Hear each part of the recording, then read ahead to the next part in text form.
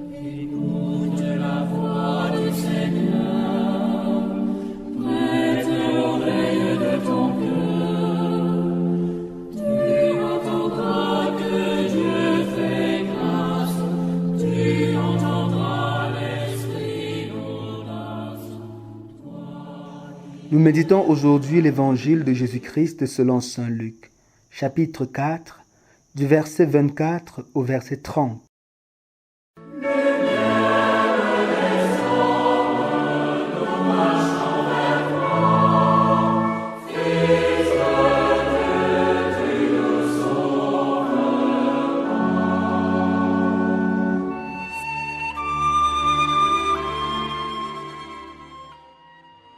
Dans la synagogue de Nazareth, Jésus déclara : « Amen, je vous le dis, aucun prophète ne trouve un accueil favorable dans son pays.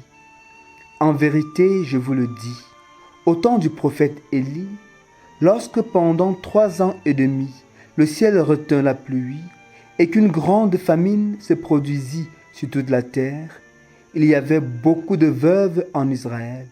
Pourtant, Élie ne fut envoyé vers aucune d'entre elles, mais bien dans la ville de Sarepta, au pays de Sidon, chez une veuve étrangère. Au temps du prophète Élisée, il y avait beaucoup de lépreux en Israël, et aucun d'eux n'a été purifié, mais bien Naaman le Syrien. À ces mots dans la synagogue, tous devinrent furieux. Ils se levèrent, poussèrent Jésus hors de la ville, et le menèrent jusqu'à un escarpement de la colline où leur ville est construite pour le précipiter en bas. Mais lui, passant au milieu d'eux, allait son chemin. Ta parole, Seigneur, elle est comme la pluie qui féconde la terre et fait naître la vie. Fais de nous ce terrain qui pourra l'accueillir et portera des fruits que d'autres iront cueillir. Ta parole, Seigneur, elle est comme la pluie qui féconde la terre et fait naître la vie.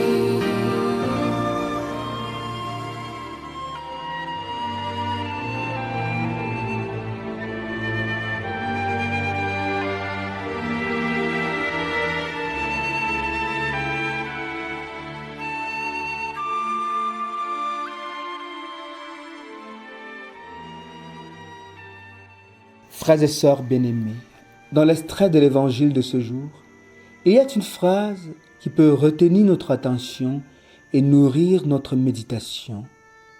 Jésus dit, en effet, qu'aucun prophète ne trouve un accueil favorable dans son pays. Même pas Jésus lui-même, qui est pourtant le prophète par excellence. De fait, après avoir dit la vérité sans détour dans la synagogue de son village, on le pousse hors de la ville jusqu'à un escarpement pour le précipiter en bas afin de le faire périr, simplement parce qu'il a dit la vérité.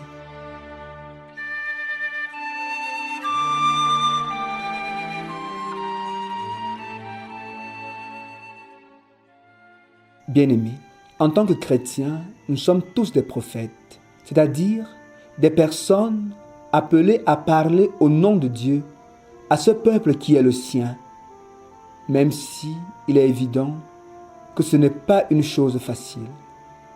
De fait, les hommes aujourd'hui, comme au temps de Jésus, ne sont pas toujours réceptifs quand on leur dit la vérité. Mais pourquoi? Pourquoi cette attitude? Simplement parce que la vérité dérange. La vérité les bouscule dans leur fausse tranquillité en mettant à nu leur mesquinerie et leur vie tordue. Voilà pourquoi les hommes de ce monde ne veulent pas écouter la vérité.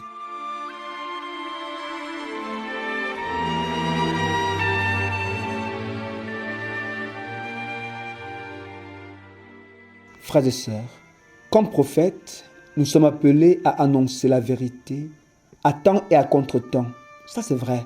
Mais avant cela, nous sommes invités à vivre ce que nous annonçons. Nous devons vivre dans la vérité, car La vérité, le message évangélique que nous devons annoncer n'est pas seulement pour les autres, mais aussi et d'abord pour nous-mêmes. Ne soyons donc pas comme ces clochers qui sonnent tous les jours pour inviter les gens à l'église, mais n'y entrent jamais eux-mêmes. Nous devons annoncer aux autres avec conviction ce que nous-mêmes nous nous efforçons de vivre chaque jour. Car, comme nous le savons très bien, nos actes parlent plus fort que nos paroles.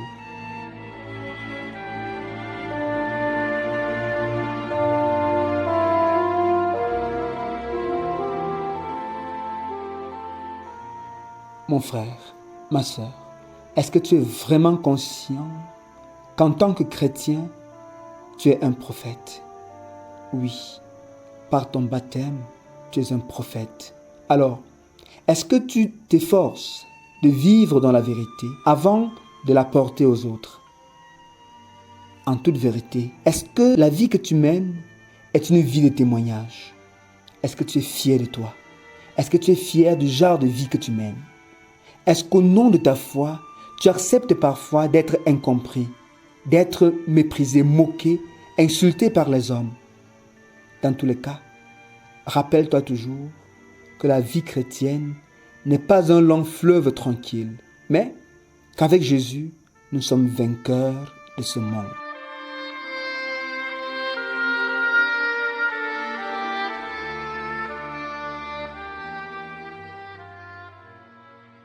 Aujourd'hui, bien-aimés, ne serait-ce que pour cette journée, prenons la petite décision d'être vrais en toutes choses et de dire la vérité sans avoir peur d'être incompris et rejeté.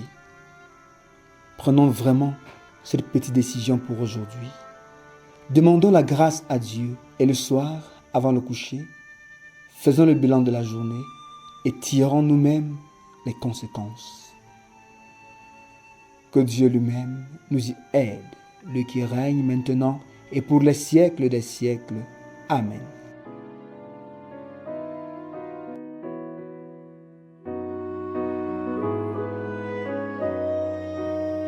N'ayez pas peur, n'ayez pas peur, ouvrez les portes au Rédempteur. N'ayez pas peur, n'ayez pas peur, ouvrez les portes au Rédempteur. Ouvrez les portes au Rédempteur.